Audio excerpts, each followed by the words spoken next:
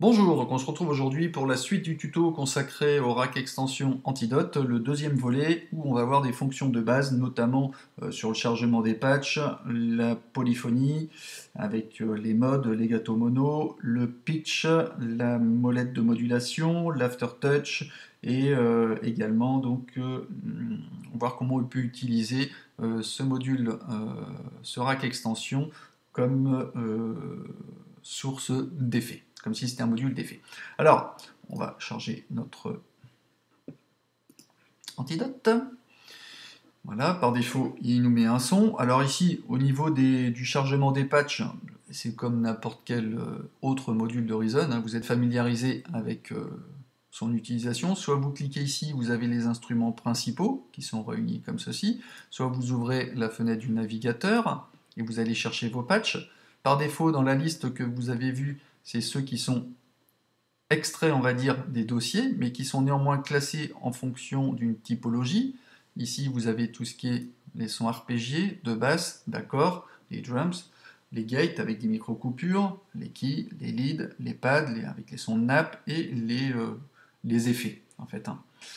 Donc ici, on peut aller sur le patch d'avant ou d'après. On peut ouvrir directement, pareil, le dossier comme ceci, et on peut sauvegarder, heureusement, les patchs que vous allez créer ou modifier vous-même.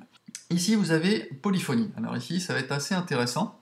La polyphonie, je rappelle, hein, c'est en gros une note égale une voix. On peut ajuster en fait le nombre de voix dans la partie supérieure ici, hein, entre 4, 8, 12, 16 et mono legato. J'y reviendrai après. Quel est l'intérêt? C'est de trouver le bon compromis par rapport à l'utilisation du son que vous utiliserez, si je puis dire, dans votre composition, afin de trouver le meilleur compromis pour ne pas trop solliciter le CPU, c'est-à-dire le processeur, votre processeur d'ordinateur. Évidemment, plus vous allez utiliser un nombre de voix important, plus ça va gêner, ça va exciter en quelque sorte le CPU. Vous avez deux modes également, je parlais, le mono et le legato.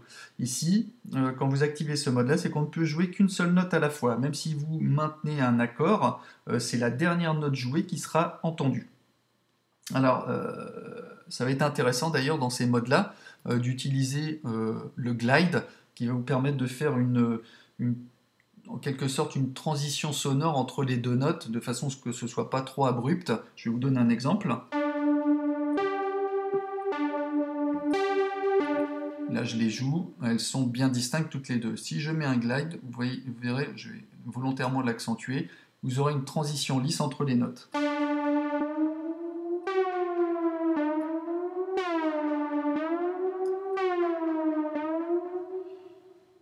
Voilà, alors donc la différence ici entre le mono et le legato, je rappelle le mono, lui quand vous allez jouer vos notes, il va réenclencher toutes les enveloppes à chaque fois qu'une nouvelle note est jouée.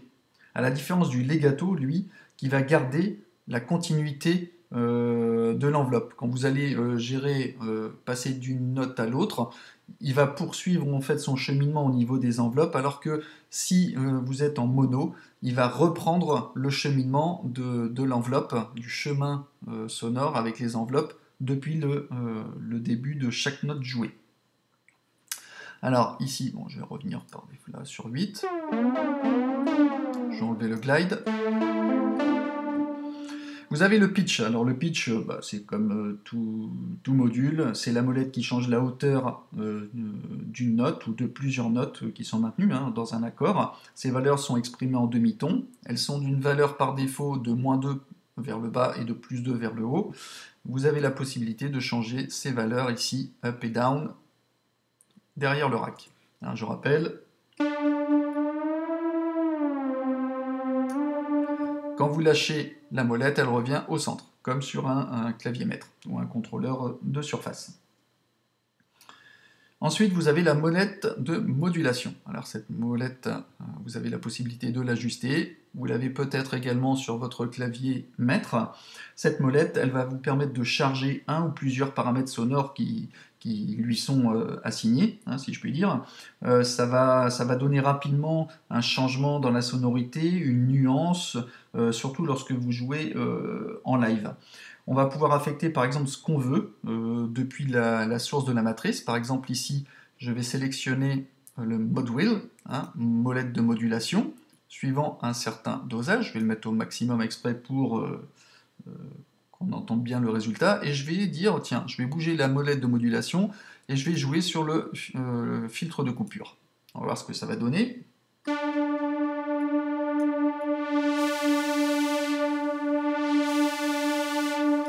Alors je peux bien évidemment le mettre avec un dosage moins important.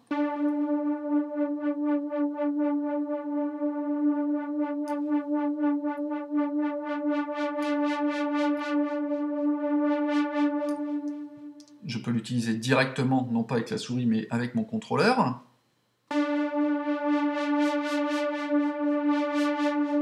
Ça, c'est parfait quand vous êtes en mode live.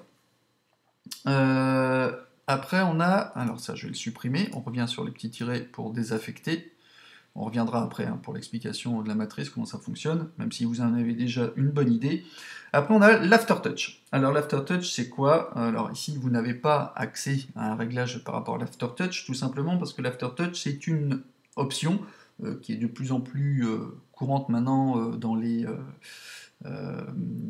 claviers maîtres ou dans les contrôleurs de surface, notamment sur les pads qui sont sensibles à la vélocité, mais aussi avec la force sur laquelle on maintient le pouce sur un pad. On peut avoir donc un aftertouch sur votre clavier maître, en l'occurrence. C'est en fonction de la pression qui est exercée sur votre touche. Vous allez jouer une note. Une fois qu'elle est enfoncée, vous la maintenez enfoncée. Et en gros, on a encore de la réserve. Quand vous avez de l'aftertouch, vous avez encore de la réserve pour appuyer. Vous sentez une petite résistance. Vous appuyez un peu plus avec votre doigt et ça va enfoncer encore plus la note. Donc ça va déclencher ce qu'on appelle l'aftertouch. C'est ni plus ni moins la même fonctionnalité qu'une molette de modulation. Ça va permettre de déclencher des paramètres supplémentaires. Je vais donner un exemple ici où on va prendre A touch, c'est l'aftertouch. On va les déclencher, pareil, le cutoff par exemple. Je joue une note. Je reste appuyé sur la note et je vais appuyer un peu plus fort dessus.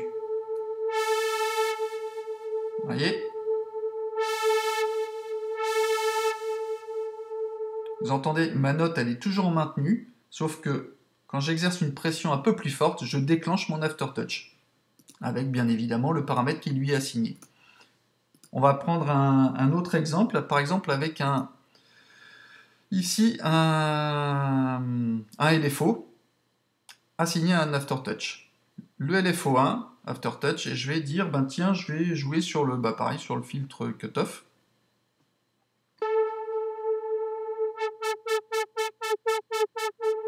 Vous voyez, là, il est cadencé en fonction du LFO.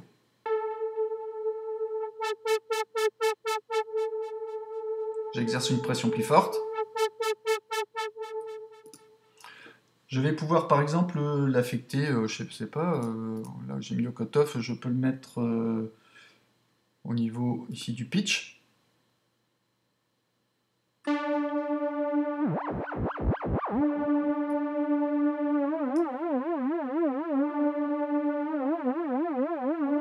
Etc., etc. Après, on peut le faire vraiment sur tout ce qu'on veut, hein, sur n'importe quel paramètre. C'est ça qui fait la richesse d'une matrice. Voilà, donc ça, c'en est bon pour l'aftertouch. Là, je vais vous montrer également comment on peut utiliser rapidement Antidote pour utiliser les effets. On verra après les effets, mais là, je vais vous montrer rapidement une des fonctionnalités qui peut être sympathique. Hein, c'est ce qui fait la force de Reason, c'est de pouvoir utiliser, par exemple, on va initialiser le module. Voilà, il est par défaut, il est à 0, même si j'ai du son. Mais on va l'utiliser comme effet, c'est-à-dire dans la partie du bas. Je vais ici créer un instrument supplémentaire. On va prendre un Maelstrom par exemple. Je retourne le rack. Je déroule. Et la sortie, je vais la mettre dans Externe Input, c'est-à-dire dans l'entrée de mon antidote. Ok? Donc le son du maelstrom n'est plus dirigé dans le canal mix, mais il est envoyé directement dans l'antidote. Ok? D'ailleurs, vous verrez que ici, on n'a plus besoin de retourner à chaque fois et gérer les volumes, on peut le gérer directement avec le petit bouton ici. Là, je joue, il ne se passe rien. Et là, je vais pouvoir activer, par exemple, l'EQ, la distorsion,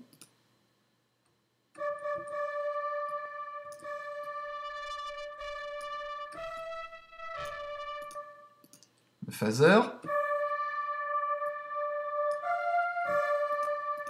le chorus,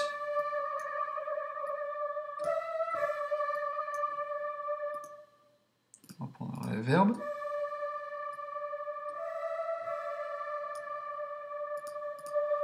compresseur, ou non. Vous voyez, donc on a la possibilité de connecter directement un module sonore dans l'antidote, module initialisé, on le met dans l'external input, c'est-à-dire on route la sortie du son dans l'entrée de l'antidote, et on pourra ainsi bénéficier de toute la palette d'effets. Alors évidemment, il y a d'autres possibilités, comme je l'avais dit dans l'introduction, on va pouvoir y connecter, utiliser les entrées-sorties CV pour moduler tel ou tel autre paramètre. Je vous laisse imaginer les possibilités qui sont énormes. Bon ben, ça en est tout pour cette partie sur les fonctions de base, et je vous donne rendez-vous pour la suite du tuto pour la partie 3. Allez, ciao!